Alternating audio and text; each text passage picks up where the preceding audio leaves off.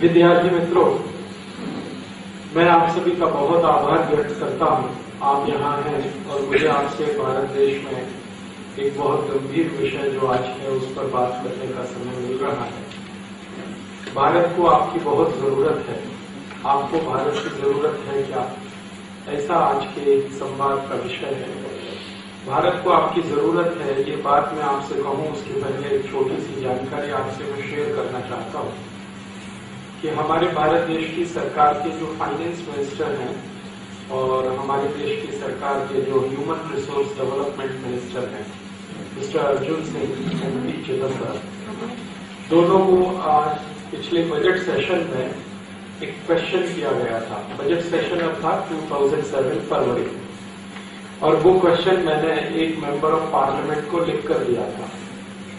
मैंने उनसे प्रश्न किया था कि एक वर्ष में भारत देश के प्रतिवर्ष जितने विद्यार्थी अमेरिका और यूरोप चले जाते हैं उसके कारण भारत देश को ब्रेन ड्रेन के रूप में जो लॉस होता है वो कितना है। तो भारत के फाइनेंस मिनिस्टर ने पार्लियामेंट में उसका उत्तर दिया कि रफली $25 बिलियन, अर्थात एक वर्ष में भारत देश के विद्यार्थियों का विदेश चले जाने से $25 बिलियन का लॉस होता है, भारत को हानि होती है। $25 बिलियन का जो फिगर है, अगर उसको समझना हो तो कर्नाटक राज्य का बंद वर्ष बजट $25 बिलियन के आसपास है। माने जितने रुपए में हमारे कर्नाटक राज्य का एक वर्ष का खर्च निकलता है उतने रुपए का लॉस भारत देश को हो जाता, हानि हो जाती है। ये हानि जो होती है वो पैसे के रूप में होती है, फाइनेंशियली होती है। वो किस तरह से होती है? वो ऐसे कि भारत के जो इंजीनियर्स हैं, जो डॉक्टर्स हैं, जो मैनेजर्स हैं, यहाँ से जब पढ़ाई करते हैं, हायर स्टडीज के लिए जाते हैं और प्रीमियर इंस्टीट्यूशंस में पढ़ते हैं, तो भारत के लोगों के टैक्स का लाखों करोड़ों रुपए उनके ऊपर खर्च होता है।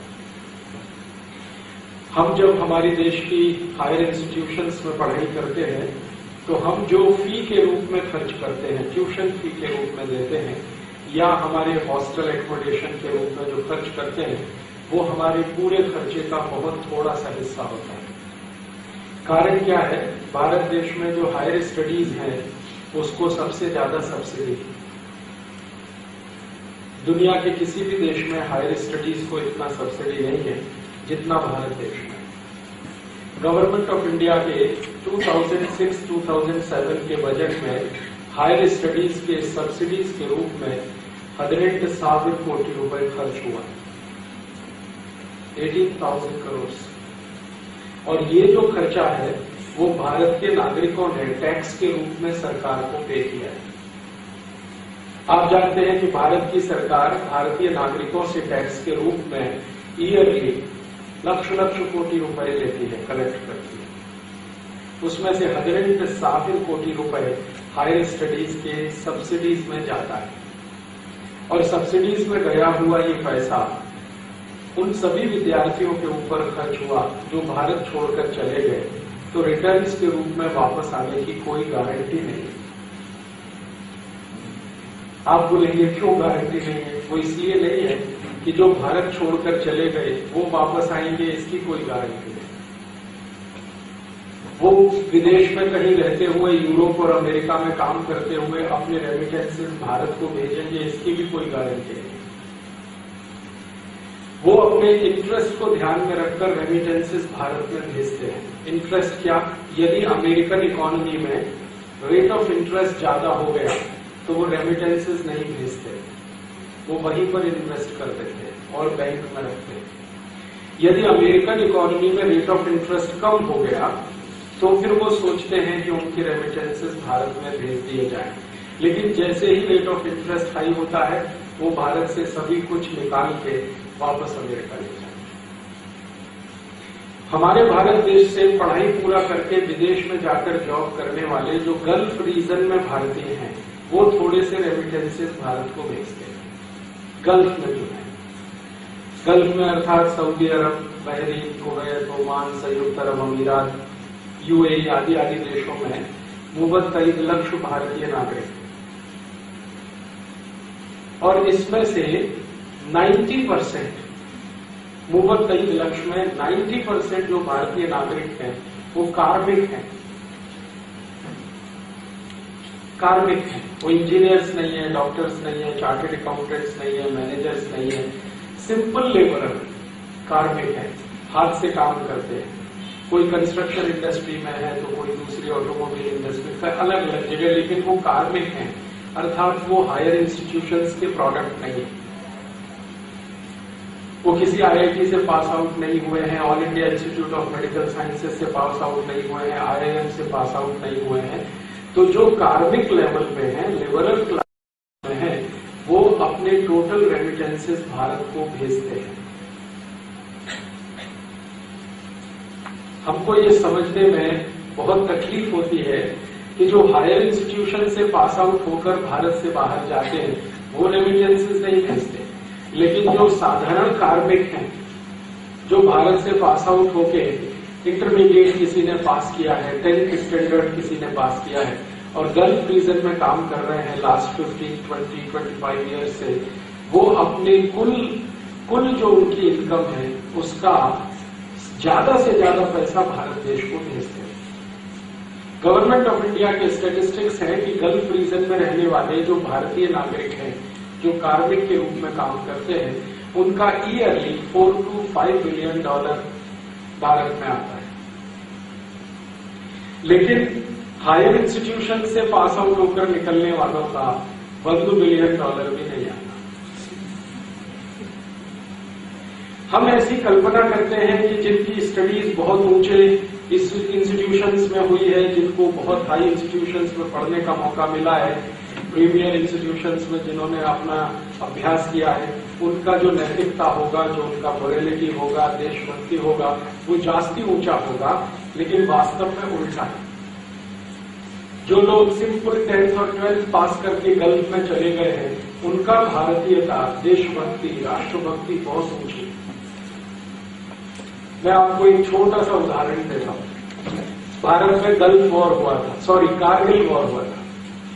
कारगिल वॉर के टाइम में गल्फ रीजन में रहने वाले भारतवासियों ने with in 7 days 480 crore rupees Bharat को भेज दिया। 480 करोड़ विद इन 7 days। और अमेरिका में रहने वाले, यूरोप में रहने वाले भारतवासियों ने 3 months में 70 करोड़ भेजा, वो भी रो रो के। ऐसा रोना हमारे पास कुछ नहीं है, हम तो गरीब है, भूखमरी में है, कंगाली में है, इस तरह का बात बोल के 3 months में 70 करोड़ आया अमेरिका यूरोप में रहने वाले भारतवासियों से, और गल्फ में रहने वालों ने 7 days में 480 करोड़ भेज दिया। अर्थात ये जो गल्फ में रहने वाले साधारण भारतीय नागरिक हैं, सिंपल, ये ज्यादा देशभक्त हैं। वहां रहते हैं, बहुत मेहनत करते हैं, पैसे कमा के बहुत कम खर्चे में अपना जीवन चलाते हैं, और ज्यादा से ज्यादा वो भारत को भेजते हैं। और आप जानते हैं कि उन लोगों की मदद से भारत देश में केरल स्टेट की पूरी इकोनॉमी चलती है।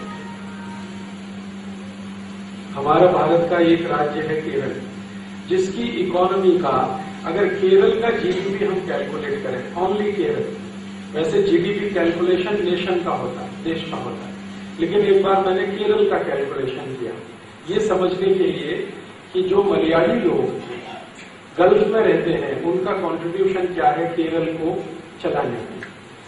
तो आपको सुनकर आश्चर्य होगा कि गवर्नमेंट ऑफ केरल का जो टोटल टैक्स कलेक्शन है, लगभग उतना ही पैसा गल्फ में रहने वाले मलयाली लोगों का रेमिटेंसेज है पर ईयर। 1991 में एक मैंने सिंपल कैलकुलेशन किया था और उसी कैलकुलेशन को 2005 और 2006 में रिपीट किया था, और वो कैलकुलेशन यही था कि मलयाली लोगों का केरल को जो कंट्रीब्यूशन है ईयरली, जो गल्फ में रहते हैं, वो बजट के बराबर, माने उनके जो टैक्स कलेक्शन है गवर्नमेंट के, उसके बराबर 2006 और 2007 में भी सेम है। Statistics are same, percentage wise statistics same है और क्वांटिटी में वो बढ़ गया है। लास्ट ईयर केरल गवर्नमेंट ने जो टोटल टैक्स कलेक्ट किया था 22,000 करोड़ था, लगभग इतना ही पैसा गल्फ से आया था। तो केरल गवर्नमेंट और केरल स्टेट की इकोनॉमी बहुत बड़े पैमाने पर उनसे चलती है। हमें गर्व है इन सभी भारतवासियों पर जिनकी एजुकेशन बहुत कम है, जिन्होंने देश का खर्चा बहुत कम किया है अपने ऊपर, फिर भी देश के लिए इतना सारा वो कर रहे हैं। बहुत खराब कंडीशंस में वो गल्फ में रहते हैं, फिर भी वो देश में पैसा भेजे। मैंने वो सभी गल्फ देशों का प्रवास किया है जहां पर भारतवासी रहते हैं, उन सभी को डॉर्मेट्रीज में रहना पड़ता है। और डॉर्मेट्रीज इतनी खराब स्थिति में है, अबू धाबी में या दुबई में या बर दुबई में या आप बहरीन में जाइए, कुवैत में, ओमान में, बहुत ही खराब कंडीशन में डॉर्मेट्रीज है। 10 बाई 10 का एक रूम होता है, 100 स्क्वायर फीट का, उसमें मिनिमम 8 या 10 नागरिक रहते हैं, 8 to 10 मिनिमम।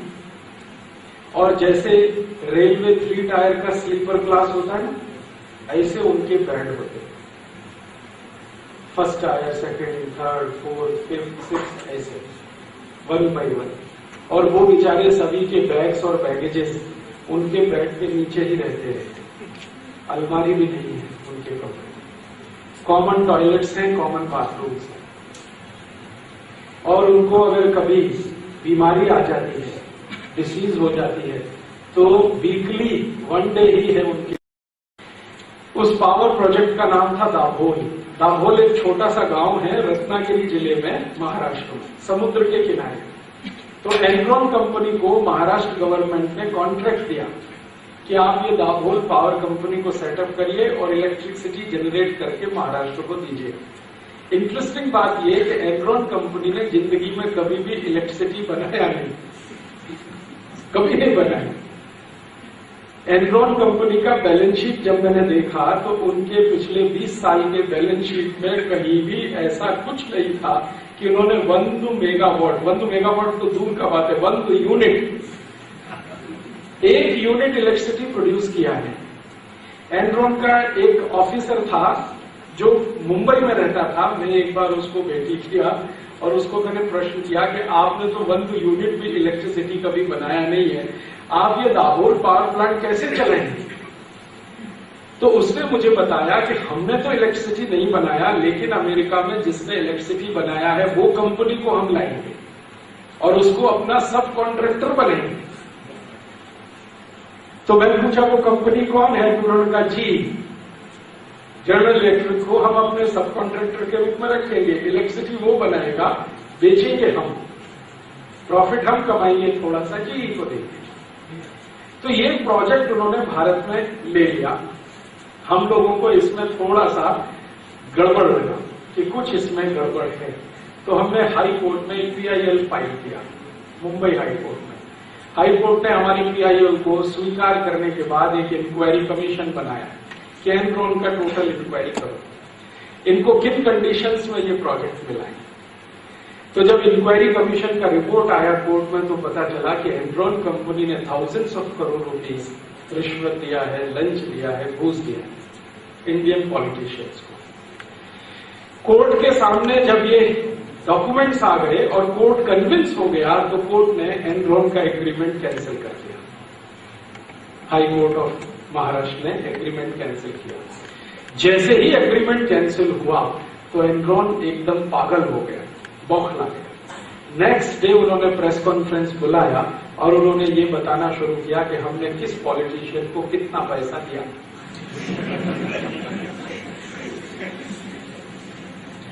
महाराष्ट्र में आप जानते हैं 2-3 मेजर पॉलिटिकल पार्टीज हैं। एनरॉन ने कहा हमने सभी को दिया है, किसी को ज्यादा किसी को कम। जब क्वेश्चन उनको पूछा गया प्रेस रिपोर्टर्स की तरफ से कि आपने ये पार्टी को ज्यादा इसको कम क्यों दिया, तो उन्होंने कहा हमको लगता था कि इन्हीं का चांस है पावर में आने का, इसलिए इनको जास्ती दिया, और जिनका चांस नहीं है उनको कम ही दिया। लास्ट में क्या हुआ कि वो लोग सुप्रीम कोर्ट गए और हम लोग भी सुप्रीम कोर्ट गए। सुप्रीम कोर्ट ने भी वो एग्रीमेंट कैंसिल किया। सुप्रीम कोर्ट का भी कहना था कि ये इलीगल है, कॉन्ट्रा कॉन्स्टिट्यूशनल है, इसमें घोटाला हुआ है। जब भी सुप्रीम कोर्ट में वो केस हारे तो उन्होंने एक बहुत बहुत सेंसिटिव रिवीलेशन किया। उन्होंने बताया कि भारत देश में आने के लिए गवर्नमेंट ऑफ अमेरिका को भी घूस दिया।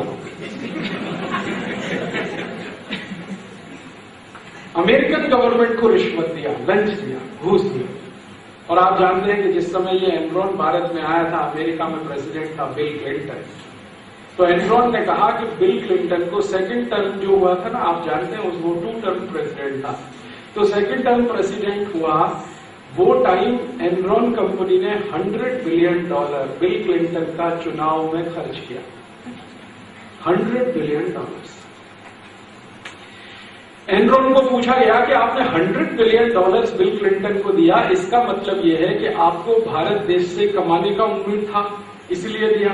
तो उन्होंने कहा कि यदि हमारा प्रोजेक्ट कैंसिल नहीं होता और हम भारत में रहते तो विदिन 20 ईयर्स हम भारत देश से मिनिमम $2000 बिलियन लेके जाते, मिनिमम $2 ट्रिलियन, मिनिमम इतना लेके जाते, मैक्सिमम तो 4-5,000 बिलियन हो सकता था। तो उनका कैलकुलेशन है बिल्कुल क्लियर कि हम भारत से $2000 बिलियन कमाएंगे, $100 बिलियन बिल क्लिंटन और उसकी गवर्नमेंट को देंगे और $2-3 बिलियन भारत में बांटेंगे, बाकी तो हमें प्रॉफिट ही प्रॉफिट है। तो वो एक इंटरेस्टिंग बात बोल कर गए कि हम जब भारत में आते हैं तो लंच और रिश्वत का पैसा इन्वेस्टमेंट के साथ लाते हैं। हाँ, हमारा जो इन्वेस्टमेंट का पैसा होता है उसमें लंच और रिश्वत का इंक्लूड करते हैं, वो हमारा इन्वेस्टमेंट है। और वो टॉप टू बॉटम। तो अमेरिका में भी घूसखोरी है, रिश्वतखोरी है, भ्रष्टाचार है, बस इतना ही अंतर है। मैंने आपसे कहा कि भारत में $2-3 बिलियन में पॉलिटिकल पार्टीज को आप खरीदी कर सकते हैं, अमेरिका में $100 बिलियन लगता है, खरीदी वहां भी होता है। बाद में क्या हुआ, जब उनका ये बात आया ना, तो हम लोगों ने एक अच्छा सा काम किया कि उनका जो स्टेटमेंट था वो रिकॉर्ड किया कैसेट में, वीडियो कैसेट में, ऑडियो कैसेट में, और जो स्टेटमेंट उनका न्यूज़पेपर में प्रिंट हुआ वो सब कटिंग करके और वो अमेरिका भेज दिया। और अमेरिका में रहने वाले जो भारतवासी हैं उनसे कहा कि किसी एक एमपी को ये सब दे दो अमेरिकन पार्लियामेंट में, लेकिन ऐसे एमपी को देना जो एनरॉन के अगेंस्ट है, अर्थात बिल क्लिंटन के अगेंस्ट है, अर्थात रिपब्लिकन पार्टी का है। बिल क्लिंटन माने डेमोक्रेटिक पार्टी माने एनरॉन पार्टी, अमेरिका में ऐसा बोलते हैं, एनरॉन पार्टी। तो रिपब्लिकन 2-3 एमपीज को वो दे दिया। उन्होंने पार्लियामेंट में हंगामा किया, वो हंगामे पे इंक्वायरी हुआ, इंक्वायरी में सब कुछ खुल गया। अंत में परेशानी क्या हुई कि एनरॉन को दंड लगाया गया, हाँ दंड देना पड़ा, और वो दंड देने के चक्कर में वो कंपनी बैंकरप्ट हो गई कंपनी, और वो कंपनी बैंकरप्ट हुई और आज वो दुनिया से खत्म हो गई। अभी एनरॉन नाम की कोई कंपनी दुनिया में नहीं है। अमेरिकन पॉलिटिक्स में करप्शन का लेवल इतना ऊंचा है। तो जब भारतवासी जो अमेरिका में रहते हैं, जिनको हम पीआईओज कहते हैं, वो जब बात करना शुरू करते हैं कि भारत में बहुत पॉलिटिकल करप्शन है, तो मैं उनसे कहता हूं सो वॉट, अमेरिका में भी तो है। तो वो ये कहकर अपना बात समाप्त कर देते हैं कि हाँ अमेरिका में भी करप्शन है, लेकिन वो हमको अफेक्ट नहीं करता। भारत में जो करप्शन है हमको वो अफेक्ट करता। मैंने कहा ये हो नहीं सकता, करप्शन जहां भी है सोसाइटी को अफेक्ट करेगा, क्योंकि अमेरिकन सोसाइटी में करप्शन बहुत टॉप लेवल पे है। तो उसका दुष्परिणाम ये है कि अमेरिकन सोसाइटी में लिविंग कॉस्ट है वो दुनिया में सबसे ज्यादा है। भारत में आप ये कल्पना कर सकते हैं कि आपकी जेब में 25 रुपीज है, ओनली 25 रुपीज है, तो वंदु दिवस आपका खर्चा चल जाएगा। ये भी हो सकता है कि आप थोड़े जुडिशियस चॉइस वाले हैं, तो 25 रुपए में आपका वंदु वीक खर्चा भी चल सकता है। आप बोलेंगे कैसे चल जाएगा? अगर मैसूर में है, बेंगलोर में है, कर्नाटक में कहीं भी है, तो बहुत सारा मठ है जहां प्रसादम के रूप में भोजन की व्यवस्था है।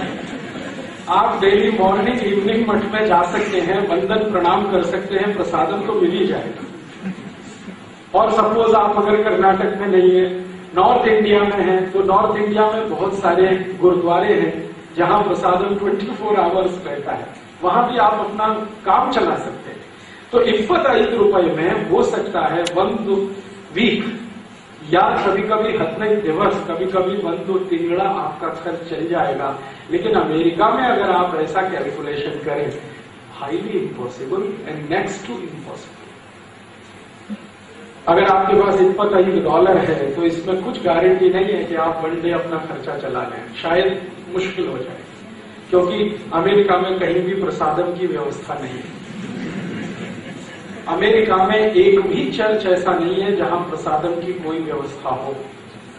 अमेरिका में एक भी इंस्टीट्यूशन ऐसा नहीं है जहां पर आपके लिए कोई भोजन दे दे बनाकर। आप अगर भिखारी के रूप में भीख मांगे, उसकी भी गारंटी नहीं है कि आपको कुछ मिल जाएगा, क्योंकि वहां भिखारी भी बहुत एक्सपर्ट हैं जिनको भीख मिल पाती है, सभी को भीख नहीं मिल पाती।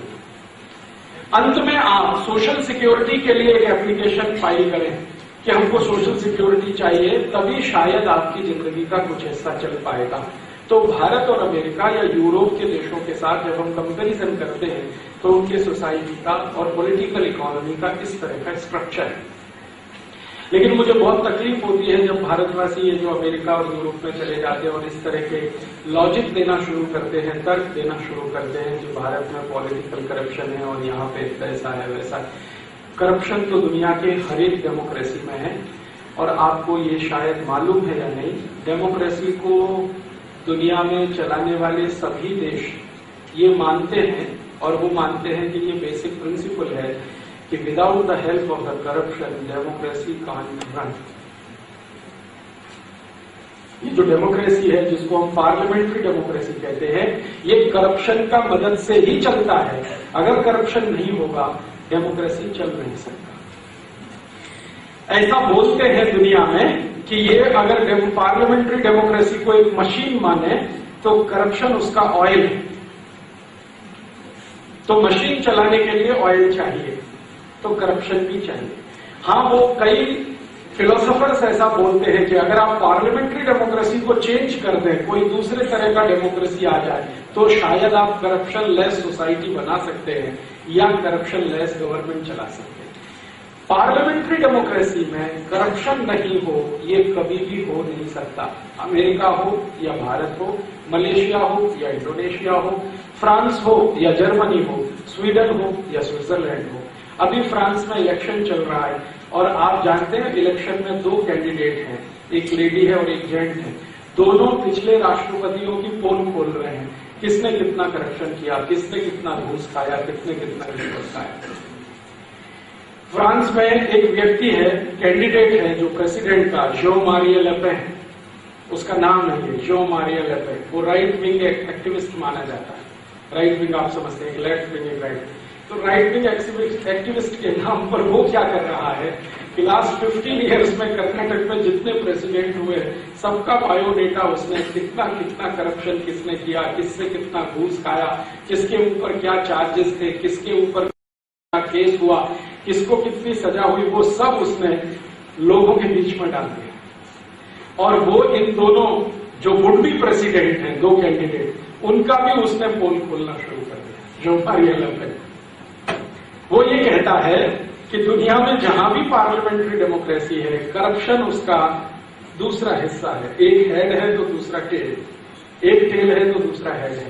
तो करप्शन फ्री तो कोई भी दुनिया में सोसाइटी है नहीं इस समय पार्लियामेंट्री डेमोक्रेसी में। हाँ, कोई दूसरा फॉर्म उनके यहाँ हो गवर्नेंस का तो शायद वहां हो सकता है। इसलिए ये बात करना कि भारत में पॉलिटिकल करप्शन है, वो मुझे लगता है कि कोई लॉजिक सटीक नहीं है। फिर बात क्या है, जो भारत से बाहर जाते हैं, कई बार मैंने देखा है वो कल्पना करते हैं, बोलते हैं कि हम थोड़े दिन में वापस आएंगे, फिर क्यों नहीं आते, क्यों वहीं सेटल हो जाते हैं। उसका जब मैं स्टडी करता हूं तो उसमें 4-5 बातें समझ में आती हैं। पहली बात तो उनकी जो समझ में आती है वो ये, वो हमेशा कैलकुलेशन करते हैं $1 45 $1 45।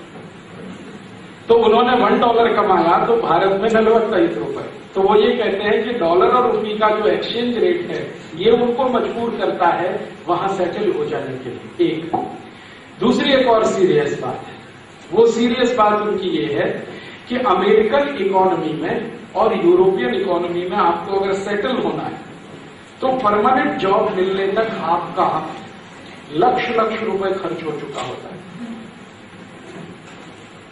परमानेंट जॉब मिलने तक लक्ष रुपए आपका खर्चा हो चुका होता है। हद लक्ष, 20 लक्ष, 20 लक्ष, 25 लक्ष, कई लोगों का। मेरा एक दोस्त है जो अभी सेटल हुआ है, उसको 10 साल लगा, परमानेंट जॉब अभी मिला है उसको, और वो बोलता है कि 25 लक्ष रुपए उसका खर्च हो गया।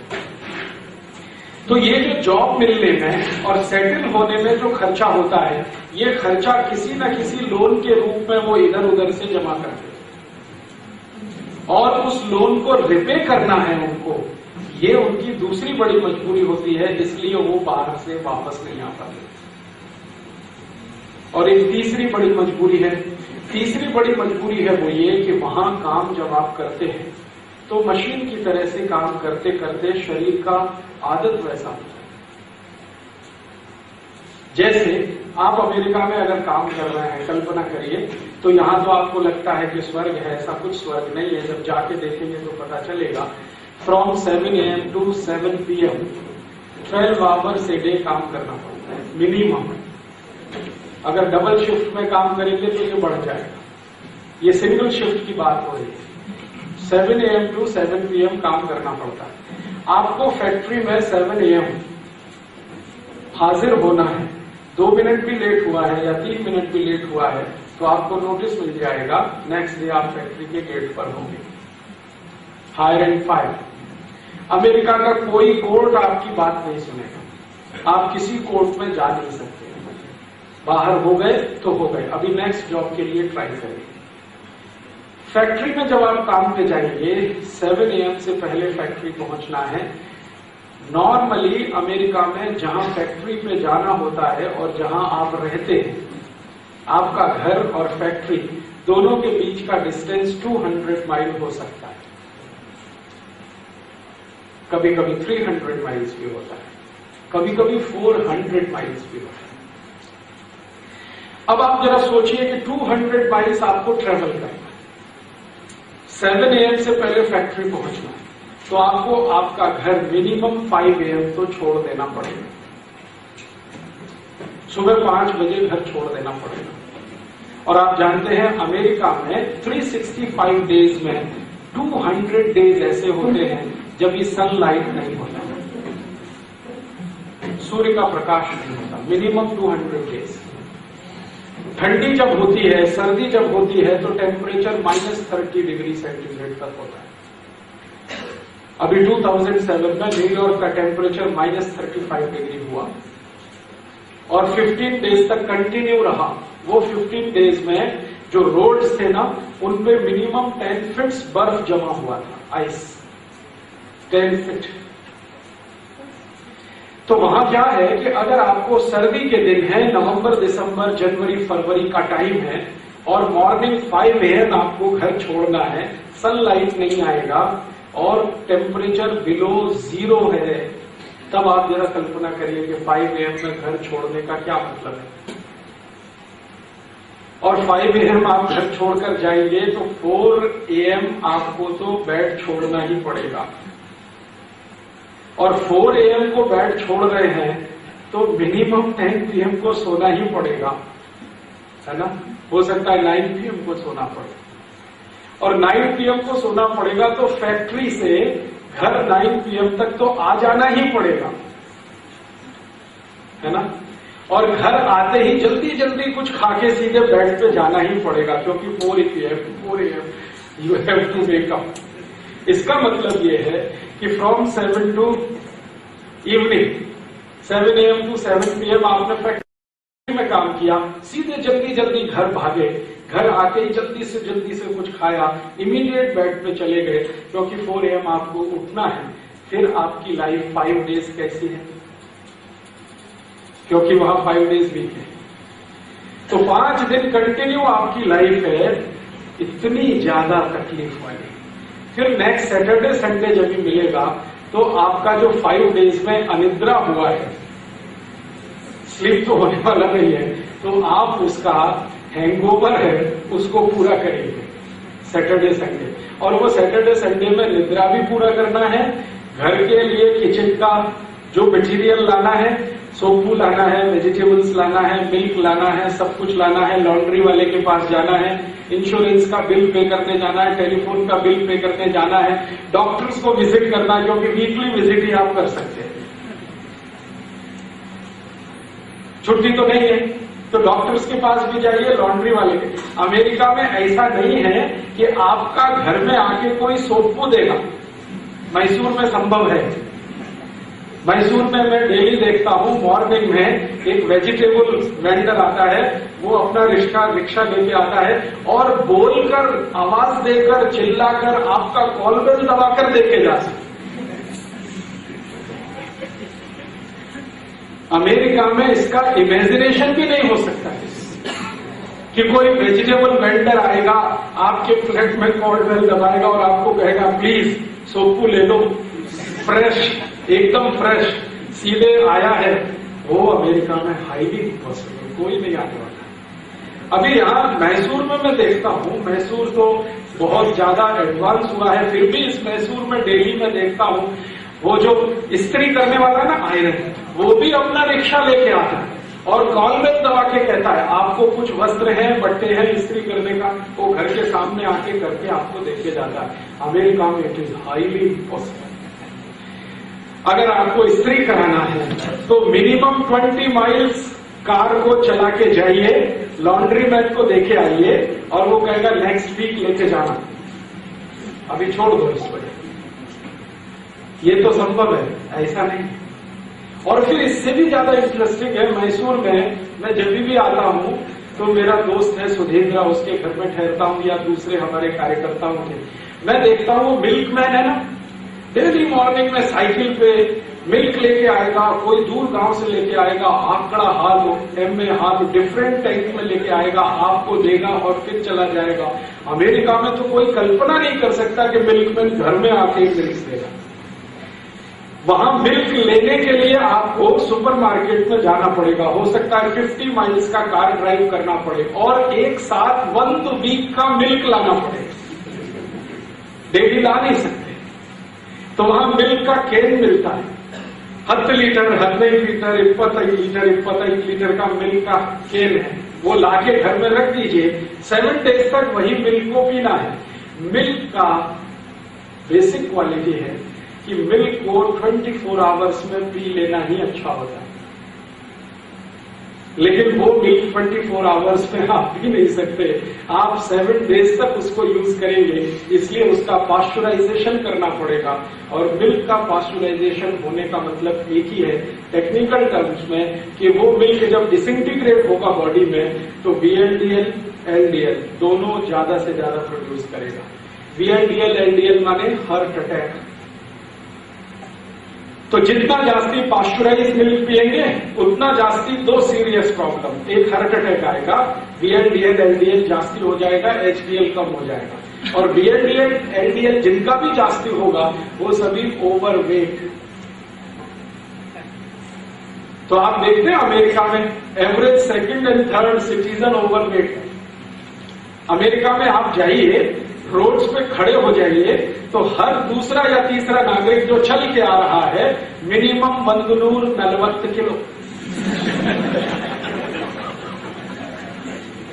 140 किलो, 150 किलो, 160 किलो, 100।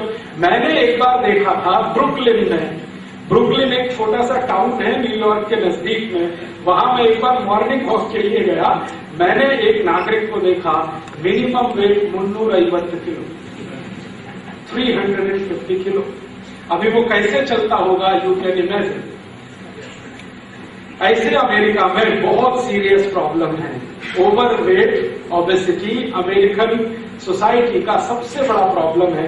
और आप जानते हैं कि ओबेसिटी एक ऐसा डिसीज है जो मदर डिसीज है, जो आया बॉडी में तो मिनिमम 50 डिसीज को इनवाइट करता है। आप भी आओ, डायबिटीज अभी जल्दी से आ जाओ, अर्थराइटिस तुम भी आ जाओ, ब्रोंकाइटिस तुम भी आ जाओ, ट्यूबरकुलोसिस भी आ जाओ, सब आ जाओ, ऑस्टियो अर्थराइटिस, रूमेटिक अर्थराइटिस सभी आता है।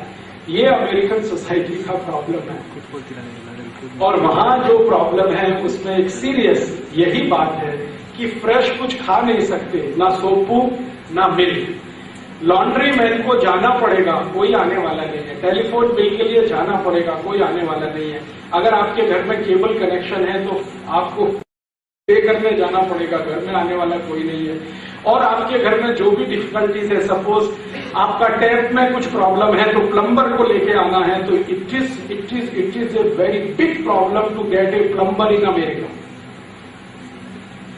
अगर आप प्लम्बर को ढूंढने निकले अपने तरीके से तो शायद नूर तिंगड़ा नाग तिंगड़ा आपको लग जाएगा, प्लम्बर नहीं मिलेगा। तो आप किसी एजेंसी को हायर करेंगे, वो एजेंसी प्लम्बर को भेजेगा, उसमें भी 15 दिवस लग सकता है। ये उनका सोसाइटी का अपने तरह का प्रॉब्लम्स है। तो हम जब यहां से अमेरिका जाते हैं और ऐसा सोचते हैं कि वहां तो कुछ बड़ा स्वर्ग है, ऐसा कुछ स्वर्ग नहीं। और सबसे ज्यादा पैथेटिक सीन तब होता है जब मैंने अमेरिका में देखा कुछ ऐसे हिंदुस्तानी जो पति पत्नी दोनों काम करते हैं। कई बार ऐसा होता है कि आप अकेले काम करते हैं तो लाइफ चल नहीं पाएगी, तो पति पत्नी दोनों को काम करना पड़ता है। और पत्नी को कोई बेबी है या पति पत्नी को कोई बेबी है और वो 1 तिंगड़ा ओल्ड है या 1 तिंगड़ा ओल्ड है, तो क्या करना? ताई तंदे तो नहीं है, और ताई तंदे को वहां लाने के लिए भी प्रॉब्लम है। हाँ, लाने के लिए बहुत सीरियस प्रॉब्लम। आसानी से वीजा मिलेगा नहीं मिलेगा कुछ कार्य। और अभी तो इन्होंने इमिग्रेशन के लॉज इतने स्ट्रिक्ट कर दिए कि आसानी से जा नहीं सकते। तो वो क्या करते हैं कि उसका छोटा बेबी है, उसको कार में मैंने देखा, जो फ्रंट सीट होता है ना, ड्राइवर सीट का नजदीक में, उससे बेबी को बेल्ट से बांधते हैं। Morning 5 AM, morning 5 AM baby के सोने का समय है, क्योंकि मिनिमम 18 घंटे उसको स्लीप होना है, इतना तो स्लीप चाहिए। लेकिन मॉर्निंग 5 AM उस बेबी को मार मार के उठाते हैं, कार के फ्रंट सीट के बेल्ट से उसको बांधते हैं, फिर क्रैश में ले जाके उसको छोड़ना पड़ता है। क्रैश 200 मील्स की दूरी पे हो सकता है या 100 माइल्स के डिस्टेंस पे हो सकता है। तो उसके हिसाब से आपको फैक्ट्री का एडजस्टमेंट करना पड़ता है। पहले बेबी को क्रैश में छोड़ना, नंतर फिर आपके फैक्ट्री में जाना। Morning 7 AM to 7 PM baby ताई के पास नहीं है, फिर शाम को 7 PM को अगेन क्रैश में जाना, बेबी को साथ में लाना, फिर आपके घर में, तब तक बेबी सो चुका होता है। तो बेबी थोड़े दिन के बाद जब समझने लगता है तो कहता है ताई तंदे भी वीकली है क्योंकि सैटरडे संडे ही उसको मालूम है कि ताई तंदे है, बाकी मंडे टू फ्राइडे तो उसको माहिती नहीं है। वो सुबह नींद में होता है जब उसको बेल्ट बांध के लेके जाते हैं, शाम को वापस लाते हैं तब भी वो निद्रा में होता है। उसको सैटरडे संडे माहिती होता है कि यस ये ताई तंदे है। और मुझे बहुत तकलीफ होती थी जब वो बेबी जोर जोर से रोता है, जोर जोर से रोता है, तो रो भी नहीं सकता वो, क्योंकि कोई बगल वाले ने सुना तो वो सूट फाइल कर देगा आपके खिलाफ कि आपका बेबी मुझे डिस्टर्ब कर रहा है, मेरा मेंटल पीस इसने खत्म कर दिया, इसलिए आपको मैं सूट फाइल करता हूं, मुझे $10,000 दे दो अभी, आप $15,000 दे दो अभी। तो वो कई बार क्या करते हैं, ग्लास चढ़ा देते हैं और म्यूजिक बहुत तेजी से बजाते हैं ताकि उसका क्राइम जो है बाहर ना जा सके, फिर जाके उसको ये सब करते हैं। और कभी कभी तो गलती हो गई। तो एक बार ऐसा हो गया है, मेरा एक दोस्त है, वो अमेरिकन जेल में है इस समय अपना पत्नी के साथ में। उसका प्रॉब्लम क्या हुआ कि वो भारत से अमेरिका गया तो उसको माहिती नहीं था कि America is a different society. वो क्या किया, उसका जो पत्नी है वो और पति दोनों मिलकर एक बार शॉपिंग के लिए जाते थे। तो किसी रोड से वो गुजर रहे थे, एरिया न्यूयॉर्क का था, लोअर मैनहट्टन एरिया में। तो किसी रोड से जाते हुए उन्होंने एक छोटे बेबी को देखा, 3-4 इयर्स का बेबी था, वो फुटबॉल को किक मार रहा था। उसका ताई कहीं खड़ा हुआ उसको वॉच कर रहा था, इनको माहिती नहीं था कि उसका ताई वॉच कर रहा है। तो उसने किक मारा, फुटबॉल रोड पे आ गया, इन्होंने गाड़ी रोका, फुटबॉल उठाया, वो बेबी को जाके दे दिया और गलती से उस बेबी को उठा लिया और उसका ताई ने देख लिया। इमीडिएट वो चिल्लाता हुआ नीचे आया और बेबी को छीनकर सीधे पुलिस स्टेशन में गया और उसने कंप्लेंट फाइल किया कि ये 2 इंडियन टेररिस्ट हैं जो मेरा बेबी को लेके जा रहे हैं। पुलिसमैन ने इनका कुछ नहीं सुना, मेरा दोस्त और उसका पत्नी उसका कुछ नहीं सुना, वो सीधे जेल में डाल दिया। अभी उनको 14 इयर्स का जेल हुआ। 14 years। वो कुछ सुनता नहीं। एम्बेसी वालों को भेजा कन्विंस करने के लिए, वो किसी की बात नहीं सुनता। वो कहते हैं अमेरिका में कुछ नहीं है। अगर आपने किसी दूसरे के बेबी को उठाया, सपोज आप उसे प्यार करने के लिए उठाया, प्रेम करने के लिए उठाया, तो भी वो बोलेगा कि आप तो इसका अबडक्शन करना चाहते हैं, अपहरण करना चाहते हैं। और अपहरण का जो चार्ज आपके ऊपर लगा तो मिनिमम इम्प्रिजनमेंट 14 इयर्स का है। This is the reality of American society. अभी भारत में क्या है? भारत में तो सबसे बड़ा जो इंटरेस्टिंग बात है समझने का कि जो चिक मक्कड़ है वो नेबरर के घर में ही रहता है फ्रॉम मॉर्निंग टू इवनिंग। और मैंने मैक्सिमम फैमिलीज में देखा है कि उनका जो छोटा बेटा बेटी है उसको सबसे ज्यादा प्रेम नेबरर करता है विदाउट एनी फी। कुछ भी उसको प्रॉब्लम नहीं। तो यहां बिल्कुल डिफरेंट है और वहां बिल्कुल डिफरेंट है। वो अच्छा है और हमारा खराब है, मैं ऐसा नहीं कहता। अच्छा है उनका खराब है ये भी नहीं कहता, लेकिन दोनों जगह डिफरेंस है, वो जानना चाहिए। एंड लास्ट, इसी रो में एक डिफरेंस में और बताना चाहता हूं। मेरा एक और दोस्त है जो अमेरिका में एक कंपनी में है, मैनेजर है, जनरल इलेक्ट्रिक में है। अभी थोड़े दिन पहले उसने मुझे ईमेल किया और उसने कहा कि राजीव दीक्षित, मेरा जो फ्लैट था उसमें आग लग गया, फायर हुआ। तो मैंने कहा तो क्या प्रॉब्लम है? कुछ भी प्रॉब्लम नहीं। अमेरिका में अगर फायर हुआ है तो वो फायरमैन आ जाएगा, वो आपका सब काम करेगा। नंतर पुलिसमैन आएगा, FIR लॉन्च करेगा। थर्ड फिर वो आएगा, इंश्योरेंस वाला आएगा, आपको चेक दे देगा। फोर्थ, गवर्नमेंट का कोई और ऑफिसर आएगा, पूछेगा आपको और भी कोई प्रॉब्लम तो नहीं है, आप कहेंगे ओके, तो वो चला जाएगा। तो मैंने कहा इसमें प्रॉब्लम क्या है? तुम्हारा घर में फायर हो गया, फ्लैट में फायर हो गया, तो फायरमैन आया, उसने कहा यस आया। पुलिसमैन आया, यस आया। इंश्योरेंस का क्लेम मिला, यस मिला, विद इन 1 डे। फिर मैंने कहा प्रॉब्लम क्या है? तो उसने कहा मेरा नेबरर नहीं आया। तो मैंने कहा वो तो कभी नहीं आने वाला, क्योंकि अमेरिकन सोसाइटी नेबरिंग सोसाइटी नहीं है, इंडिविजुअलिस्टिक सोसाइटी। वहां कोई किसी का नेबर नहीं। तो उसने कहा यार, अगर मैं भारत में होता और मेरा फ्लैट में फायर होता तो 100% फायरमैन नहीं आता। हाँ, हमको स्वयं उसको बुझाना होता। नंतर पुलिसमैन तो कभी भी नहीं आता और इंश्योरेंस वाला तो 1 वर्ष नंतर आता, आपका क्लेम है क्या। लेकिन नेबरर इमीडिएट आता। तो मैं उसको बोला this is the difference of America and Bharat. America में नेबरर कभी नहीं आएगा, बाकी सब लोग आएगा। भारत में सिर्फ नेबरर आएगा, बाकी कोई नहीं आएगा।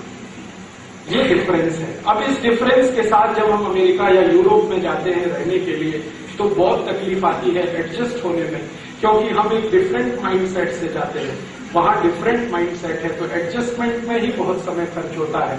और फाइनेंशियली जब तक आपको परमानेंट जॉब नहीं मिलता, हमेशा आपके सिर पर एक तलवार लटकता रहता है कि जहां आप काम कर रहे हैं नेक्स्ट मॉर्निंग आपको नोटिस मिलेगा और आपको फैक्ट्री से बाहर जाना पड़ेगा।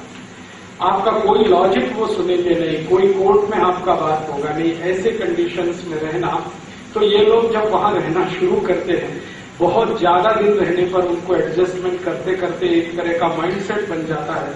फिर बहुत डिफिकल्ट होता है उस माइंडसेट से भारत में वापस आना। कभी कभी वो आने का सोचते हैं, कभी जब उनके जो मक्कड़ है ना, बेटा या बेटी, वो थोड़े बड़े होते हैं, 12 ईयर्स, 13 ईयर्स, 14 ईयर्स, 15 ईयर्स, तब उनको बहुत सीरियस प्रॉब्लम होता है।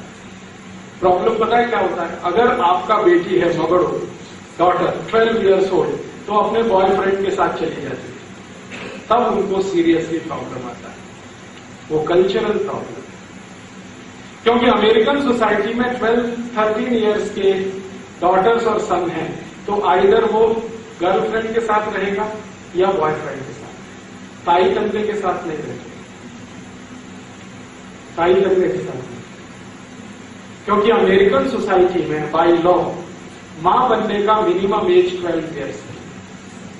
बाय लॉ, बाय लॉ, इसको मैं बहुत जोर देके बोल रहा हूं आपको, बाय लॉ। अमेरिका में कानून है कि कोई भी लड़की, कोई भी स्त्री 12 इयर्स के एज में अगर मां बनती है then it is okay. 12 years से 1 तिंगड़ा भी कम है तो प्रॉब्लम है, क्योंकि वो इलीगल है। आप जरा सोचो कि किसी एक सोसाइटी ने कानून बनाया हुआ है कि 12 इयर्स में वो मां बन सकती है, इसका माने बॉयफ्रेंड के साथ रहना ही पड़ेगा, अदरवाइज ये संभव नहीं है। तो आपको 12 इयर्स में मां बनने का परमिशन लॉ ने दिया है और वो अपने को प्रोग्रेसिव कहते हैं। और भारत में किसी 12 इयर्स ओल्ड डॉटर का कहीं मैरिज हो जाए तो झंडा उठा के जिंदाबाद मुर्दाबाद शुरू कर देते हैं। आप तो पिछड़े हुए हैं, क्या मूर्खता है, व्हाट इज नॉनसेंस। वहां 12 इयर्स का डॉटर ताई बनता है, इट इज ओके, प्रोग्रेसिव है। यहां 12 इयर्स का डॉटर किसी को मैरिज करने के बाद ताई बनता है तो वो बोलते हो it is not okay. Without marriage ताई बने it is okay, with marriage ताई बने इट इज नॉट ओके।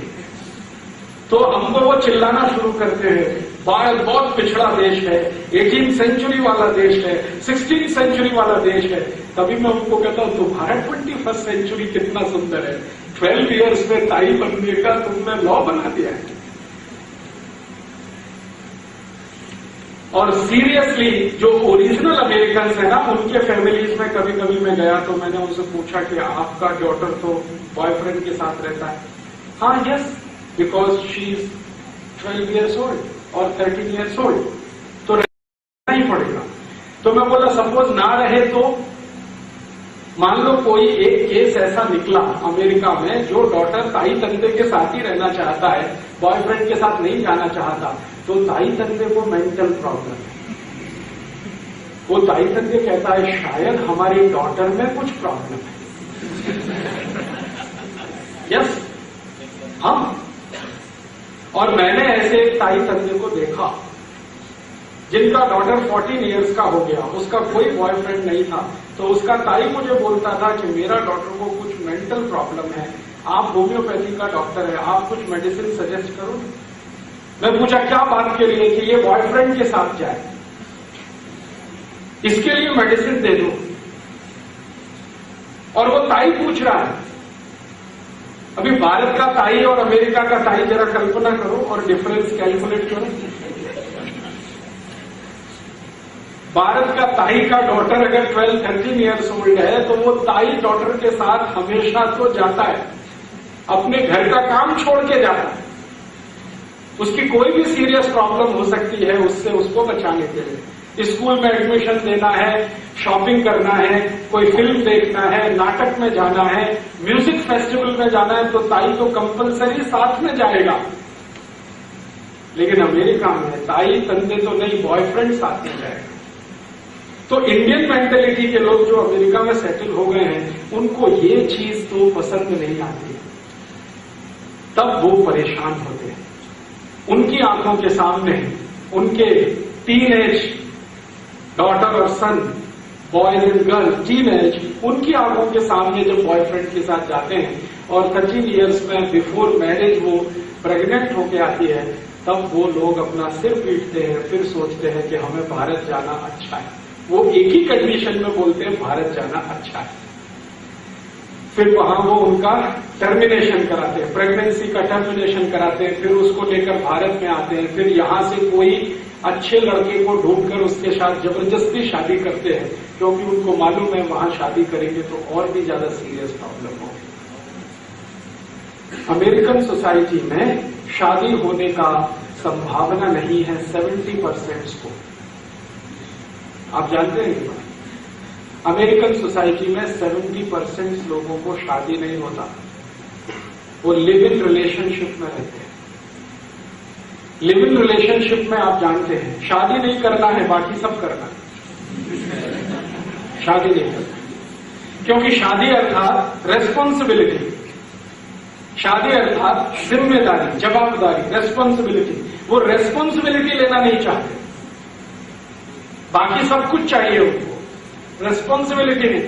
इसलिए लिव इन रिलेशनशिप में 70% कपल्स लिव इन रिलेशनशिप में है, शादी नहीं है उनका।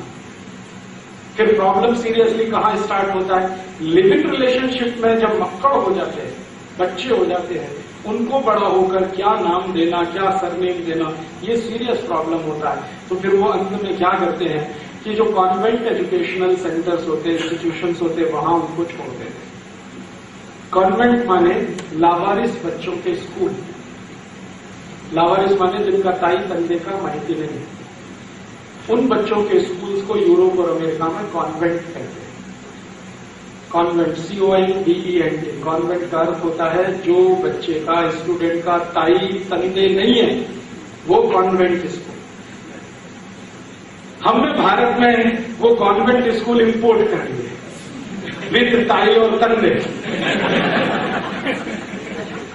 हमारा यहाँ ताई भी है, तंदे भी है, फिर भी कॉन्वेंट स्कूल है, और बड़े गर्व से हमारा हम मक्कड़ को कॉन्वेंट में एडमिशन कराते हैं, लावारिस बच्चों का स्कूल।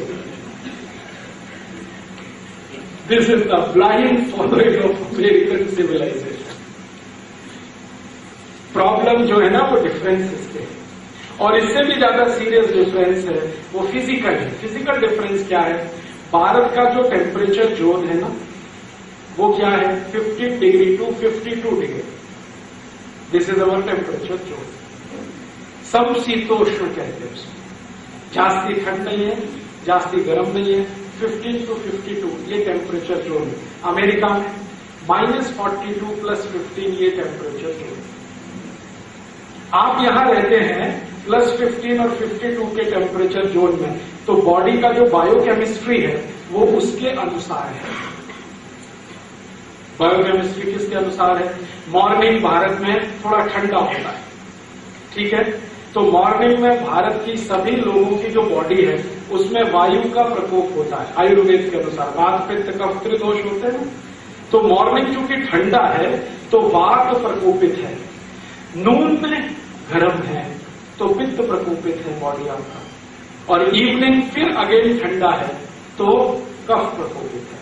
तो आपका बॉडी का जो बैलेंस है और टोटल बायोकेमिस्ट्री है वो मॉर्निंग वात, नून पित्त, इवनिंग कफ, ये आपका रूटीन लाइफ में चलता रहता है। आपका बॉडी में मॉर्निंग को कोई भी हम चेक करें आयुर्वेद के हिसाब से तो वात का